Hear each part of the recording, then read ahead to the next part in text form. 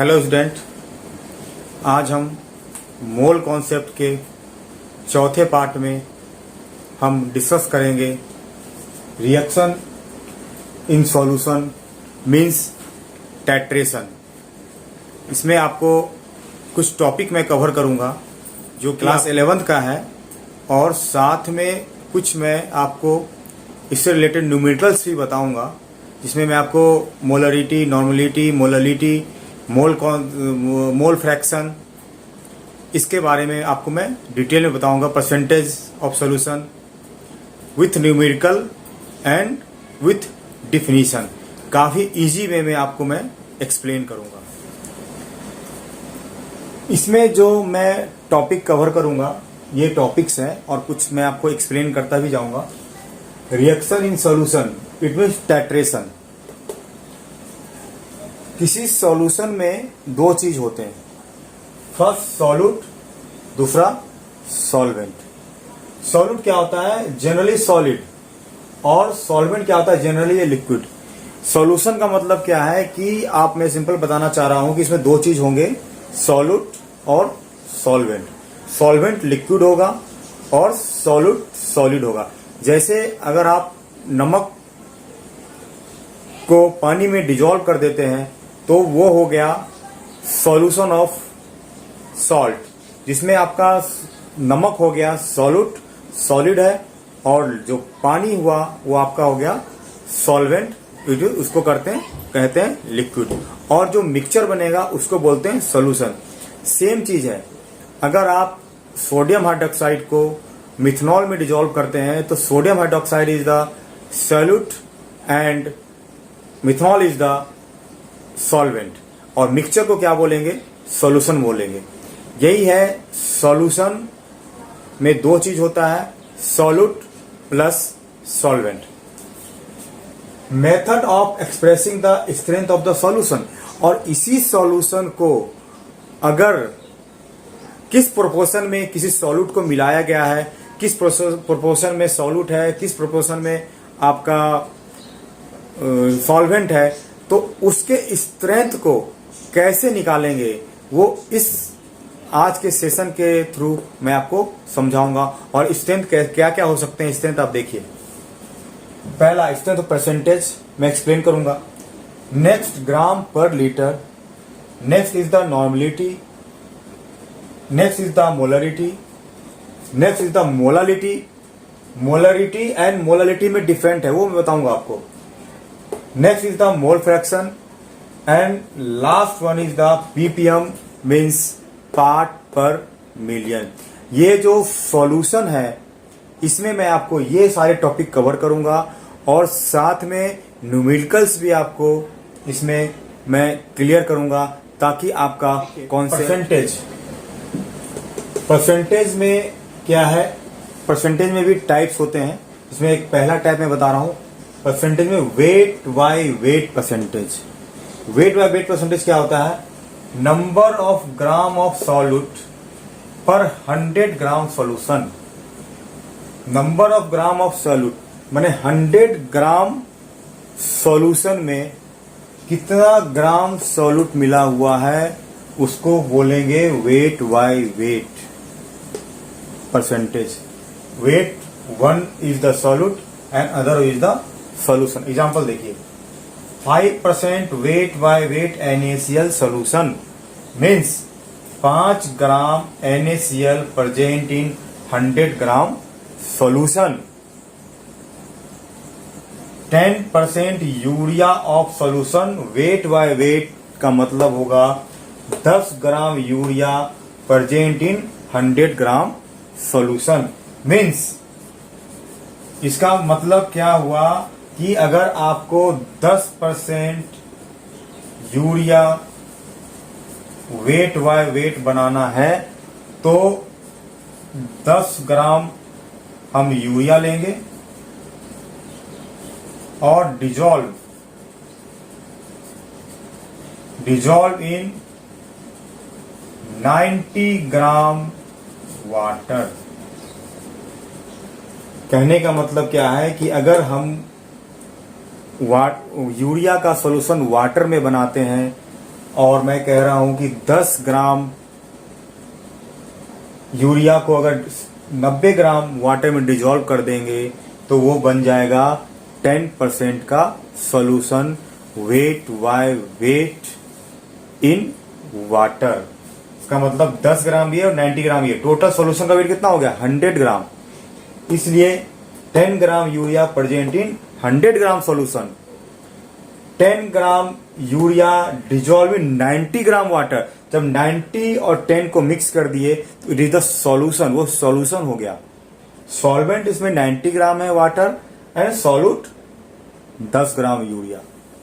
It means same in the case of NaCl में क्या होगा, अगर मैं कहूंगा 5% weight by weight of NaCl solution तो लेंगे 5 ग्राम NaCl एंड डिजोल्व करेंगे 95 ग्राम वाटर। ये जो मिक्सचर बनेगा ये बन जाएगा आपका 5% of weight by weight NaCl solution, मैं शॉर्ट में लिखा सॉल्यूशन इन वाटर। कहने का मतलब कि दोनों मिक्स होने के बाद वो 100 ग्राम होना चाहिए। लोग गलती क्या करते हैं कि अगर 5% वाटर 5% NaCl सॉल्यूशन बनाना है तो लोग क्या गलती करते हैं कि कि 5 ग्राम ले लेंगे NaCl और डिजोल्व करेंगे इन 100 ग्राम। ये रॉन्ग है, ये परसेंटेज नहीं बना, ये 5% का सोल्यूशन नहीं बना, ये सोल्यूशन 5% से कम हो गया क्योंकि इसमें 5 ग्राम लिया और 100 ग्राम यानी 5 डिवाइडेड बाय 105% का सोल्यूशन बना है। ये 5% का नहीं बना है। ये 5% का बनाने के लिए आपको क्या करना होगा, 5 इन 100 ग्राम, इट इज द 5%। मेरे ख्याल से आपको यह क्लियर हो जाना चाहिए वेट बाय वेट क्या होता है, यहां से आपको क्लियरिटी मिल जाएगी। है परसेंटेज में मैंने बताया पहले percentage in weight by weight, now percentage in weight by volume. यहां पे ध्यान देना, पहले वाले में था weight W by W, it is यहां पे क्या है W बाय V। W is the weight, V is the volume. Number of gram of solute, number of gram of solute per 100 ml solution. वहां पे 100 ग्राम सोल्यूशन था, यहां पे 100 ml सोल्यूशन है। यहां पे आप ध्यान देना, आप लोग कैसे एग्जांपल है 5% weight by volume NaCl solution क्या होगा, 5 gram NaCl present in 100 ml solution. Same 10% glucose solution weight by volume का means 10 gram glucose presented 100 ml solution. यहां पे कैसे बनाएंगे देखिएगा क्या होता है। अगर हम 5% वेट बाय वॉल्यूम का सोल्यूशन बनाते हैं तो क्या करेंगे कि 5 ग्राम NaCl लेंगे और एक क्या होता है, एक वॉल्यूमेट्रिक फ्लास्क होता है। आप लोग अपने लैब में देखोगे वॉल्यूमेट्रिक फ्लास्क होता है, यहां पे मार्किंग की होती है और ये होता है 100 ml का। अगर वायदे मान लो 100 ml का भी होता है, 50 ml का भी होता है, 250 ml का भी होता है, तो ये 100 ml का। तो क्या करेंगे कि ये 5 ग्राम NaCl को इसमें डाल देंगे, इसमें डाल दिया और इसको क्या करेंगे, अगर वाटर में बनाना है तो इसको वाटर से इस लाइन तक मेकअप कर देंगे। इसमें NaCl ऐड कर देंगे, added in 100 ml, 100 ml make up कर देंगे, इसको डाल देंगे इसमें और क्या करेंगे कि इसमें वाटर डाल देंगे जिसमें बनाना है, जो जिस सॉल्वेंट में बनाना है उसको उसमें डाल देंगे और मेकअप कर देंगे। तो क्या हो जाएगा, वेट बाय वेट लिया आपने 5 ग्राम और चूंकि मेकअप किया है, इसको वॉल्यूम के साथ मेकअप किया है, इसलिए ये हो जाएगा wait by volume. Same case अगर आप ग्लूकोज का केस लेते हैं तो ग्लूकोज क्या करेंगे कि 10 ग्राम ग्लूकोज लेंगे और इसमें ऐड कर देंगे वाटर। कितना वाटर ऐड करेंगे? 10 ग्राम डालने के बाद वेट करके फिर इसको यहां तक धीरे धीरे पानी डालेंगे और इस लाइन तक मेकअप कर देंगे, क्योंकि ये 100 ml है तो इसको मेकअप कर दिए, तो ये हो जाएगा आपका वेट बाय वॉल्यूम। यही डिफरेंस है वेट बाय वेट और वेट बाय वॉल्यूम में, यही डिफरेंस है। वेट बाय वेट में आपको सॉल्वेंट और सॉल्यूट दोनों वेट करके लेंगे, लेकिन इस केस में क्या करेंगे, सॉल्यूट का वेट लेंगे और वॉल्यूम क्या होगा, सॉल्वेंट का वॉल्यूम लेंगे। इसलिए इसको बोलते हैं वेट बाय वॉल्यूम।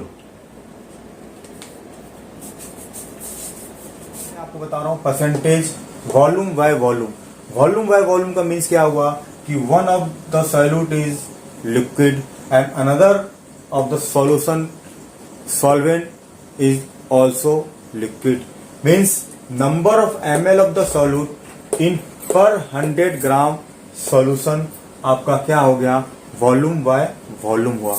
मतलब इस केस में आपका सॉल्यूट जो कि लिक्विड है और जो सॉल्वेंट है दोनों लिक्विड है, तभी वॉल्यूम बाय वॉल्यूम है, क्योंकि वॉल्यूम लिक्विड का ही होता है, सॉलिड का वॉल्यूम नहीं होता, लिक्विड का ही आपका वॉल्यूम होता है। तो कैसे बनाएंगे, 5% volume by volume aqueous ethanol solution, means 5 ml ethanol ले लिया in present in 100 ml solution. जैसे आप परसेंटेज बनाना है, कैसे बनाएंगे, 5 ml इथेनॉल ले लिया और इसको करेंगे मेकअप विथ 95 ml वाटर। तो ये बन गया आपका टोटल मिक्सचर 5 + 95 यानी 100 ml। यही आपका हो जाएगा 5 / 100 × 100 मीन्स 5%। लोग गलती क्या करते हैं, जल्दीबाजी में क्या करते हैं कि 5 ml लेंगे इथेनॉल और जल्दीबाजी में मेकअप कर देंगे किससे, 100 ml वाटर। तो ये टोटल मिक्सचर हो गया 105 ml। तो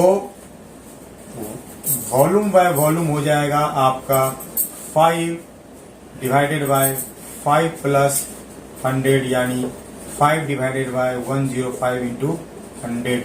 जो परसेंटेज आएगा वो आपका लेस देन 5% आएगा, लेस देन 5। ये रॉन्ग हो गया, ये लोग जल्दीबाजी में गलती करते हैं, ये आपका रॉन्ग है, ये गलत है, ये नहीं करना है। आपको ध्यान देना है कि वॉल्यूम बाय वॉल्यूम है, तो वॉल्यूम लेंगे 5 ml इथेनॉल का और 95 ml लेंगे आपका वाटर का। जो मेकअप करके जो 100 ml सोल्यूशन बनेगा वही होगा वॉल्यूम बाय वॉल्यूम। स्टूडेंट, मैंने आपको बताया वेट बाय वेट, नेक्स्ट बताया wait by volume and last था ये वॉल्यूम बाय वॉल्यूम परसेंटेज। ये आपको बिल्कुल क्लियर वे में मैंने समझा दिया है, wait by weight, weight by volume and volume by volume. आप क्या करना, मेरे वीडियो को 1-2-3 बार रिपीट कर लेना, तो कभी भी आप गलती नहीं करोगे परसेंटेज निकालने में। नेक्स्ट है ग्राम पर लीटर। ग्राम पर लीटर क्या हुआ, number of gram of solute पर लीटर ऑफ सॉल्यूशन। सिंपल है, सॉल्यूट कितना पर लीटर, सॉल्यूशन में जो होगा उसी को बोलेंगे ग्राम पर लीटर।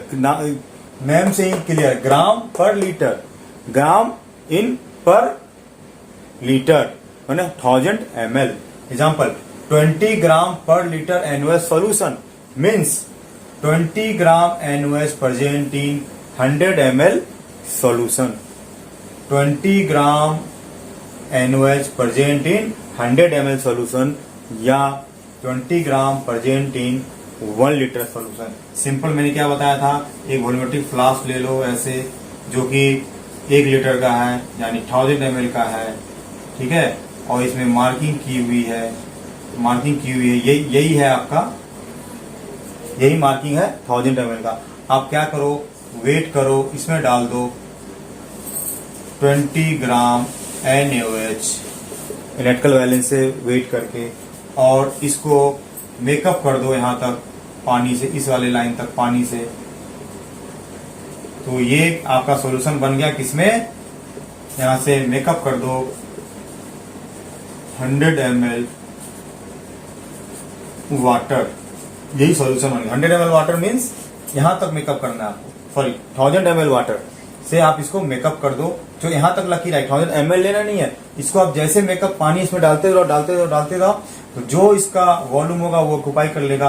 रेस्ट क्या होगा आपका, इसमें यहाँ तक पानी आ जाएगा, तो इसी को क्या बोलेंगे, 20 ग्राम पर लीटर। मैं आपको इतना इजी इसलिए बता रहा हूँ कि मेरा जो फील्ड है, मैं चूंकि रिसर्च साइंटिस्ट हूँ, और तो मेरा फील्ड है, मैं इस तरह का काम खुद करता हूँ लैब में, इसलिए मैं आपको इजी वे में समझा पा रहा हूँ। क्योंकि वॉल्यूमेट्रिक फ्लास्क होती है, वॉल्यूमेट्रिक फ्लास्क लैब में भी देखे होंगे, वॉल्यूमेट्रिक फ्लास्क होती है 1000 ml की, 250 ml की, 500 ml की। आप क्या करो, उसमें मार्किंग होती है, आप 20 ग्राम इलेक्ट्रिकल बैलेंस से वेट कर लो और इसमें डाल दो और उसको मेकअप कर दो सॉल्यूशन से, तो वो आपका बन जाएगा 20 ग्राम पर लीटर NaOH सॉल्यूशन, मतलब 20 ग्राम NaOH present in 1000 ml solution. ये बहुत सिंपल वे में आपको मैंने बता दिया। नॉर्मलिटी क्या होती है, number of gram equivalent of solute present in per litre of the solution is called normality of the solution. Equivalent weight आपको यहाँ पे थोड़ा समझना होगा, वो मैं समझाऊंगा, बस आप इसमें केवल याद रखो। Number of gram equivalent of the solute present in per litre of the solution is called normality of the solution. Means अगर 1 litre solution contain 1 gram equivalent of solute, यानी इक्वल टू हो जाएगा 1 इक्वल टू 1 N सॉल्यूशन, यानी 1 litre में अगर 1 gram equivalent मिला हुआ है सॉल्यूट, तो वो हो जाएगा N सॉल्यूशन, यानी 1 N सॉल्यूशन। अगर 1 लीटर सॉल्यूशन में half gram equivalent of solute मिला हुआ है, तो इक्वल टू 1/2 यानी N/2 सॉल्यूशन। मीन्स क्या हो जाएगा, 0.5 N सॉल्यूशन, शॉर्ट में लिख रहा हूं।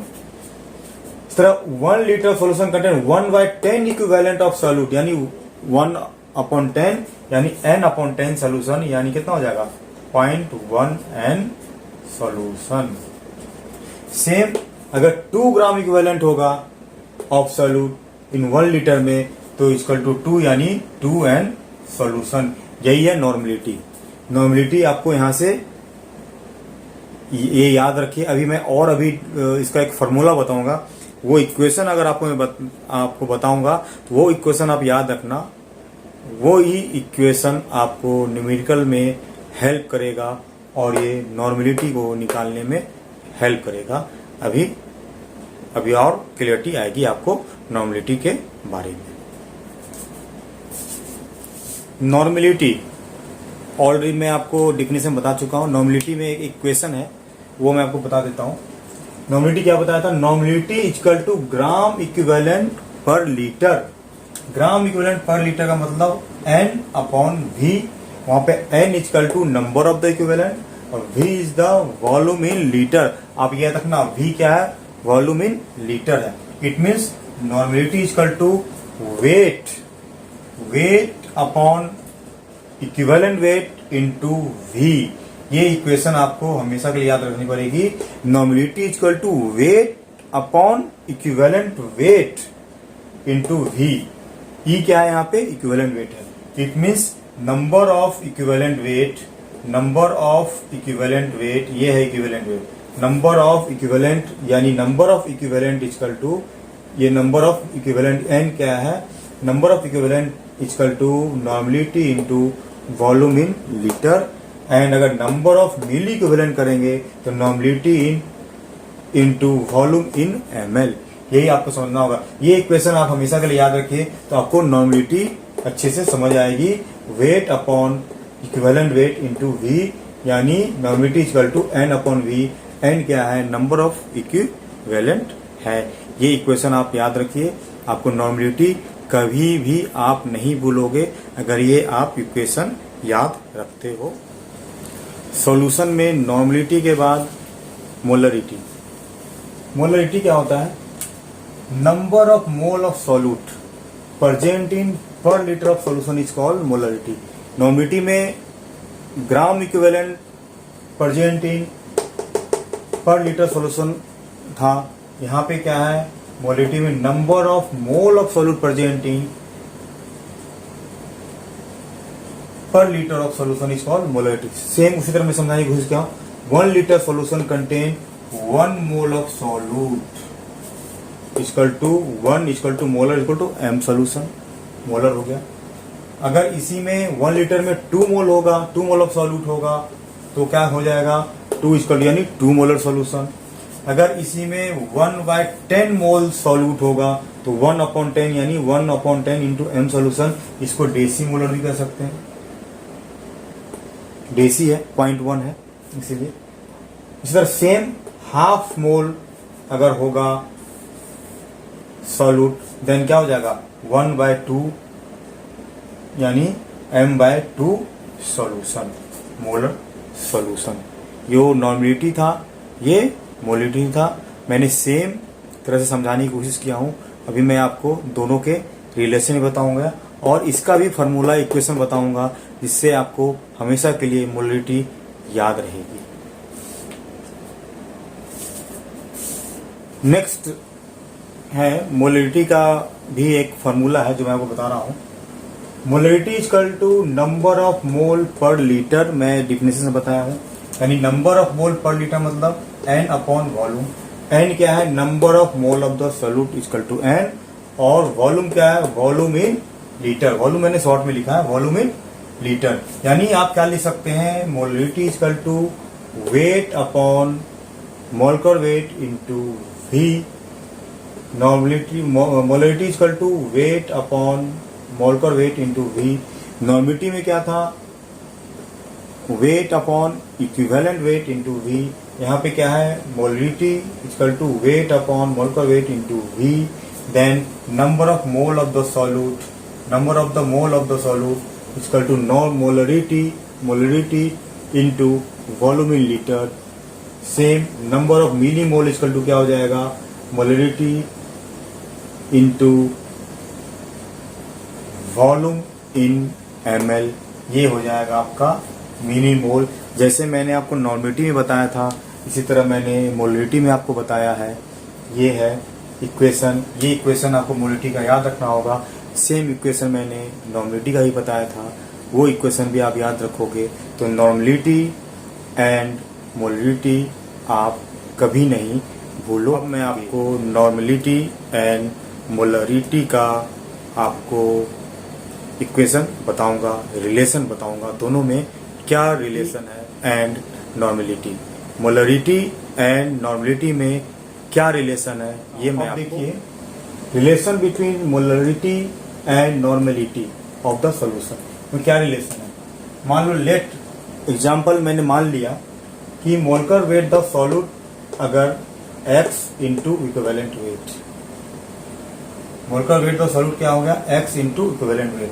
Then m solution equal to xn solution. अगर मोलकुलर वेट अगर इक्विवेलेंट वेट के बराबर होगा, किस कंडीशन में मोलकुलर वेट इक्विवेलेंट के बराबर होगा? जब एग्जांपल है HCl, HNO3, acetic acid, NaOH, KOH में क्या होता है? मोलकुलर वेट और इक्विवेलेंट वेट बराबर होता है। स्टूडेंट, मैं जस्ट ये टॉपिक पढ़ाने के बाद आपको इक्विवेलेंट वेट निकालना बताऊंगा, देन आपको ये और अच्छी क्लियरिटी आ जाएगी कि क्या डिफरेंस है मोलकुलर वेट और इक्विवेलेंट वेट में। तो मैं फिर आपको बताना चाह रहा हूं कि जब molecular weight equal to equivalent weight होगा तो क्या हो जाएगा? m solution equivalent to n solution. Same m/10 solution equal to n/10 solution. यानी मोलरिटी एंड नॉर्मलिटी इस केस में दोनों बराबर होगा जब आपका मोलकुलर वेट और इक्विवेलेंट वेट दोनों बराबर होंगे। किस केस में बराबर होंगे? HCl HNO3 सारे मोनोवेलेंट है ना। तो इस केस में आपको क्या होंगे इक्विवेलेंट, ये इस केस में आपके क्या होंगे कि आपको नॉर्मलिटी एंड मोलरिटी दोनों बराबर होगा। अभी मैं दूसरा एग्जांपल दूंगा तो आपको और इक्विवेलेंट और एग्जांपल मैं आपको दे रहा हूं रिलेशन में। जब आपका मोलकुलर वेट होगा 2 इंटू इक्विवेलेंट वेट, तब नॉर्मलिटी और मोलरिटी का क्या रिलेशन आएगा वो देखिए। When molecular weight equal to 2 into equivalent weight, यानी 2 इंटू इक्विवेलेंट किस केस में आएगा? H2SO4 H2C2O3 कैल्शियम हाइड्रोक्साइड, इसमें इक्विवेलेंट वेट आपका क्या होगा? मोलकुलर वेट अपॉन 2 होगा, है ना। तो equivalent weight equal to molecular weight upon 2 होता है, इसलिए क्या होगा? Molecular weight equal to 2 into equivalent weight, then M solution equal to 2N solution हो जाएगा। M/10 H2SO4 सोल्यूशन में तो क्या होगा? चूंकि डबल होता है इक्विवेलेंट वेट, तो 2/10 नॉर्मलिटी सोल्यूशन N सोल्यूशन, यानी N/5 H2SO4 सोल्यूशन। अगर 1.5 सोडियम कार्बोनेट सोल्यूशन होगा मोलर में, है ना, मोलर में, तो ये हो जाएगा 2 इंटू 1.5 नॉर्मल सोडियम कार्बोनेट, यानी 3N सोडियम कार्बोनेट सॉल्यूशन। ये रिलेशन आपको याद है। मोलकुलर वेट अगर 2 इंटू इक्विवेलेंट वेट होगा तो molar solution equal to 2 into normal solution. Simple आपको याद रखना होगा। मोलकुलर वेट अगर 2 इंटू इक्विवेलेंट वेट के बराबर होगा तो मोलर क्या होगा आपका? इक्वल टू 2N सॉल्यूशन होगा, यानी M/10 H2SO4। इसका मतलब क्या हो गया? उसका नॉर्मलिटी क्या हो गया? 2N होता है, 2/10 N दिस वन। इस तरह क्या है? 1.5 मोलर सोडियम कार्बोनेट, यानी क्या हो गया? 2 इंटू 1.5 N सोडियम कार्बोनेट, यानी मोलर में ये होगा और नॉर्मलिटी में इसका सोडियम कार्बोनेट का ये होगा। ये रिलेशन। थर्ड रिलेशन क्या है? जब आपका molecular weight equal to 3 into equivalent weight होगा, यानी in the case of H3PO4, then M solution equal to 3N solution. Molecular weight equal to 3 into equivalent weight होगा, देन मोलर सोल्यूशन इसका 3 time होगा N solution. And in acidic medium में ये थोड़ा competition level का है। In acidic medium में equivalent weight of KMnO4 क्या होता है? Molecular weight upon 5। ये बताऊंगा कभी ना कभी, ये जो एसिडिक मीडियम का जो इक्वेशन है ना, जो बैलेंस इक्वेशन जब मैं बताऊंगा आपको ना इलेक्ट्रॉन के माध्यम से, देन उस कंडीशन में आपको इक्विवेलेंट वेट आएगा। और इक्विवेलेंट वेट का मैं अलग से एक चैप्टर लूंगा, तब आपको और अच्छी क्लियरिटी आएगी equivalent weight and molecular weight का क्या रिलेशन है। तो ये मैं बताना चाह रहा हूँ कि इन एसिडिक मीडियम में equivalent weight of the KMnO4 क्या होता है? Molecular weight upon 5। Then molar KMnO4 equal to क्या हो जाएगा? 5N इंटू KMnO4 सोल्यूशन, यानी मोलर KMnO4 के एसिडिक मीडियम कंडीशन में 5 टाइम नॉर्मलिटी के बराबर होगा। इसी तरह इन the case of equivalent weight of potassium dichromate means K2Cr2O7 में मोलकुलर वेट अपॉन 6 होता है, तो मोलकुलर वेट इक्वल टू क्या हो जाएगा? 6 इंटू इक्विवेलेंट वेट। ये मैंने क्या बताया हो? देखिए, molecular weight equal to 6 into equivalent weight, यानी मोलर इक्वल टू आपका हो जाएगा molar solution of K2Cr2O7 means potassium dichromate का इक्वल टू हो जाएगा 6 time and normal potassium dicarbonate solution. ये आपका रिलेशन हो गया molarity and normality. Now molarity क्या है? It is defined as the number of mole of solute present in 1 kg of the solvent. Already weight percentage पे already मैं बता चुका हूँ, सेम चीज मिलता जुलता ही है molarity. It is defined as the number of mole of the solute present in 1 kg of the solvent. It is denoted by simple M। इसको m से डिनोट करते हैं। ये क्या हो जाएगा, molality equal to number of mole of the solute upon mass of the solvent in kg, mass of the solvent in kg. यही आपका मोलैलिटी हो गया कि number of mole of solute कितने में डिजोल्व होगा, मास of the solvent in 1 kg। यही आपकी होगी मोलर। मोल फ्रैक्शन सिंपल है, क्या है ये, it is the ratio of number of a particular compound to the total number of mole of the solution. कुछ नहीं है, ये एक फ्रैक्शन है कि किसी पर्टिकुलर सब्सटेंस का कितना फ्रैक्शन है उसके पूरे सॉल्यूशन में। जैसे if a substance A dissolve in substance B, अगर किसी सब्सटेंस ए को डिजॉल्व कर रहे हैं सब्सटेंस बी में और उसका नंबर ऑफ मोल अगर ए का Na है and number of mole B substance का Nb है, then mole fraction of the substance of A and B क्या होगा, mole fraction of the A क्या हो जाएगा, number of mole of A upon number of mole of the solution. Number of mole of solution क्या है, दोनों का mixture है, substance A and substance B का। सिंपल क्या हो जाएगा, number of mole of A equal to या total number of moles. Total number of moles कितने हैं, Na प्लस Nb, क्योंकि मैंने क्या बताया, number of moles of Na, moles A का Na माना है और number of moles of B का Nb माना है।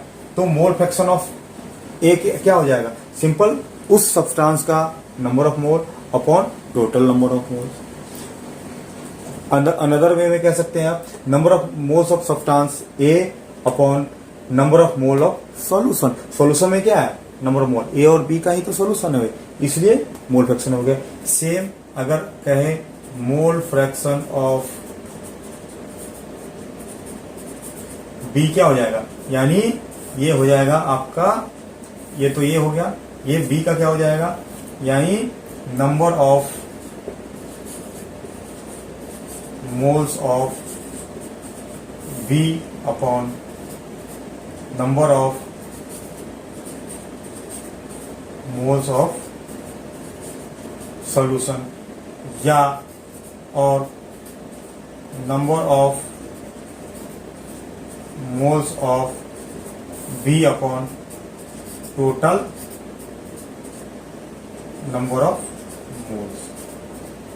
मीन्स, इसका मीन्स क्या हो जाएगा,